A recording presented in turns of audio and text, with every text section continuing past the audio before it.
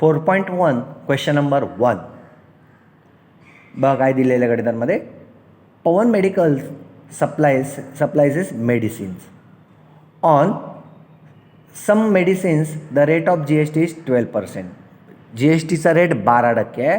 तर what is the rate of CGST and SGST. तर जर GSTचा 12% असेल तर CGST त्याच्या निम्मा आणि SGST पण सेम निम्मा, म्हणजे किती येणार आहे 12%च्या निम्मे म्हणजे 6% त्याचं उत्तर असणार आहे. मग आपण कसं लिहिणार आहोत बघा इथे. मग याप्रमाणे the rate of GST is equal to 12%. Therefore the rate of CGST is equal to SGST. दोन्ही सारखे आहेत. That is half of GST. GSTच्या निम्मे म्हणजे 12%च्या निम्मे 6%. हे पहिल्या प्रश्नाचं उत्तर आहे. दुसऱ्या गणितामध्ये बघा. The rate of CGST is equal to 9%. मग CGSTचा रेट 9% आहे. तर SGST किती असणार. तर सेमच. कारण काय तर आपलं वाक्यच आहे काय, the rate of CGST is equal to rate of SGST. बरोबर, दोन्ही सारखे आहेत.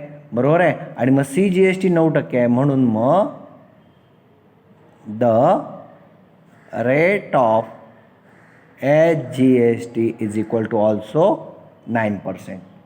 ठीक आहे. आणि CGST 9% आहे आणि the rate of CGST is equal to rate of SGST म्हणून SGST पण 9% आहे. म्हणजे पहिल्याचं उत्तर मिळालं. What is the second question, what is the rate of GST. मग therefore the rate of GST is equal to दोघांची बेरीज म्हणजे CGST plus SGST. That is what 9% plus 9%. मग 9 आणि 9 18%. That means total the rate of GST is equal to 18%. मग याप्रमाणे दुसरं गणित तुम्हाला सहज सोडवता येईल. आता पेज नंबर 87वरचं हे नोट दिलेली आहे ती अतिशय महत्त्वाची आहे. What they are giving. Value of goods on which GST is levied is called taxable value. म्हणजे टॅक्सेबल व्हॅल्यू असा शब्द जेव्हा असेल करपात्र उत्पन्न, बरोबर आहे. म्हणजे याचा अर्थ ज्याच्यावर GST आकारायचा आहे, ज्याच्यावर आपल्याला GST काढायचा आहे, GST घेतलेला नाही, त्याला टॅक्सेबल व्हॅल्यू असं म्हणतात. मग जेव्हा टॅक्सेबल व्हॅल्यू शब्द असेल याचा अर्थ काय की जी काही किंमत असेल त्याच्यावर तुम्हाला टॅक्स आकारायचा आहे. आणि जेव्हा टोटल व्हॅल्यू और इन्व्हॉइस व्हॅल्यू असा शब्द असेल तेव्हा समजायचे विथ GST म्हणजे ते बिल GST आकारून तुम्हाला दिलेलं आहे. बरोबर. हे दोन शब्द लक्षात घ्या. एक शब्द टॅक्सेबल व्हॅल्यू. टॅक्सेबल व्हॅल्यू म्हणजे काय की जे काही दिले आहे त्याच्यावर तुम्हाला कर आकारायचा आहे, कर आकारलेला नाही आहे सध्या. तर टॅक्सेबल व्हॅल्यू म्हणजे तुम्हाला प्रत्यक्ष टॅक्स काढायचा आहे. आणि टोटल व्हॅल्यू किंवा इन्व्हॉइस व्हॅल्यू शब्द असेल तर त्याच्यात ऑलरेडी टॅक्स घेतलेला आहे अशी रक्कम. लक्षात घ्या. पुन्हा तिसऱ्यांदा मी सांगतो आहे की टॅक्सेबल व्हॅल्यू म्हणजे काय की ज्याच्यावर तुम्हाला कर आकारायचा आहे, कर आकारलेला नाही आहे तर तुम्हाला कर आकारायचा म्हणजे टॅक्सेबल व्हॅल्यू. आणि टोटल व्हॅल्यू किंवा इन्व्हॉइस व्हॅल्यू शब्द असेल तर त्याच्यावर कर आकारून दिलेली किंमत आहे. बरोबर आहे. आता तुम्हाला पुढच्या गणितांमध्ये आपण पाहूया. मग हे पहिलं नोट हे तुमच्या वहीत व्यवस्थित लिहून घ्या. चौथ्या गणितामध्ये लक्ष द्या. The taxable value of A wrist watch belt is 586. म्हणजे घड्याळाचा एक पट्टा आहे त्याची किंमत 586 आहे. बरोबर आहे. आणि रेट ऑफ GST इज 18%. बरोबर आहे. मग टॅक्सेबल व्हॅल्यू आहे म्हणजे याचा अर्थ त्याच्यावर टॅक्स आकारलेला नाही. मग टॅक्स किती आकारायचा आहे 18% म्हणजे 586चे 18% हा त्याचा GST आहे. मग आपल्याला त्याप्रमाणे त्याचा GST कॅल्क्युलेट करता येईल. आपण काढूया GST. बघा इथे मी लिहिलेलं आहे की the taxable value of belt is ₹586. बरोबर आहे. टॅक्सेबल व्हॅल्यू म्हणजे याच्यावर कॅल्क्युलेट करायचा आहे आपल्याला, GST काढायचा आहे. बरोबर. 586. रेट ऑफ GST 18% म्हणजे 586चे 18% काढायचे आहे. म्हणजे 586चे 18% म्हणजे छेद 100. ठीक आहे. मग इथे काही शून्याने भाग जाते मग काय करणार, ह्या दोघांचा गुणाकार करा. म्हणजे कोणाचा गुणाकार 586 × 18 या दोघांचा गुणाकार करा छेद 100. मग रफली तुम्ही गुणाकार करा. त्याचं उत्तर साधारणपणे तुम्हाला 10,000 548 छेद 100. ठीक आहे. मग आता शेवटून 2 पॉईंट सरकवले, शेवटून 2 पॉईंट सरकवले तर किती उत्तर येणार आहे? तर GST बरोबर 105.48. ठीक आहे. तसं काय तर शेवटून 2 पॉईंट सरकवले तर इकडने शेवटून 2 पॉईंट सरकवले तर 105.48 रुपये हा काय झाला त्याच्यावरचा GST झाला. ठीक आहे.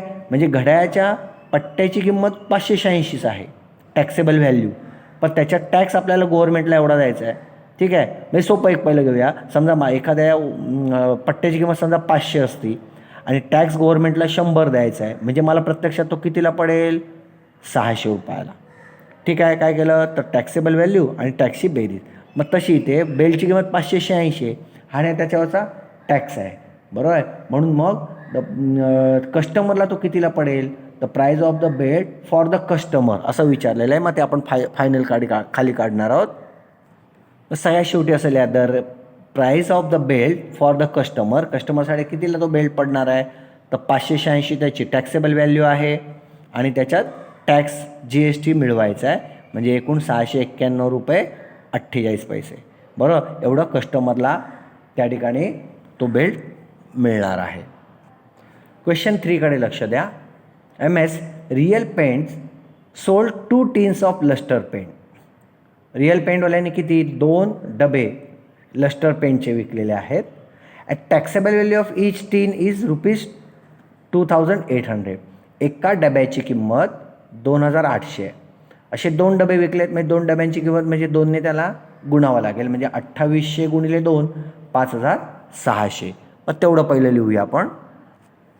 बघा, rate of luster paint is equal to ₹2800. म्हणून therefore taxable amount for 2 tin, 2 डब्यांची किंमत किती? तर 2 गुणिले 2800 म्हणजे किती येणार आहे? ₹2856 म्हणजे 5600 ₹5600. ठीक आहे. That is what taxable amount आहे, बरोबर, म्हणजे ज्याच्यावर आपल्याला टॅक्स काढायचा आहे. ठीक आहे. The rate of GST is equal to 28%. मग खाली लिहूया the rate of GST is equal to 28%. GSTचा दर 28% आहे, बरोबर. पण आपल्याला काय विचारलं त्याने? Find out the CGST and SGST. बरोबर आहे. मग GSTचा रेट 28% आहे, मग CGST आणि SGSTचा रेट त्याच्या निम्मा म्हणजे 14% असेल. मग ते खाली लिहूया आपण. मग इथे वाक्य लिहिलं आहे the rate of CGST is equal to SGST. दोन्ही कसे आहेत? Half of GST, that means half into 28%. मग 28%च्या निम्मे म्हणजे किती येणार आहे? The CGST, the rate of CGST is equal to SGST is equal to 14%. मग टॅक्सेबल व्हॅल्यू 5600 आहे. मग 5600चे तुम्हाला 14% काढलं की CGST मिळणार आहे आणि SGST मिळणार आहे. मग खाली लिहूया आपण देअरफॉर इथे शब्दात लिहा म्हणून देअरफॉर ह्या रेट झाला, आपल्याला प्रत्यक्ष किती आहे ते काढायचं आहे, म्हणून the amount of CGST is equal to SGST is equal to taxable व्हॅल्यूच्या 14% म्हणजेच काय? इज इक्वल टू 5600चे 14%. ठीक आहे. आता काय होणार आहे? हे 2 शून्य, कारण याच्या खाली काहीच नाही म्हणजे हे काय? हे 2 शून्य गेले म्हणजे काय उरलं? 56 इंटू 14. मग 14 गुणिले 56. मग 14ने याला गुणा, मग 14 बरोबर. मग या ठिकाणी तुम्हाला गुणाकार केल्यानंतर 14 पंचे 7 14 84 चे 4 हातचे आले 8, 14 पंचे 70 आणि 8 78. 784 रुपीज हा काय आहे? दोन्ही amount of CGST is equal to SGST. मग इथे वाक्य ते लिहून टाकायचं आहे. The amount of CGST is equal to SGST is equal to ₹784. किंवा 2 वेगळे वाक्य लिहिले तरी चालतील.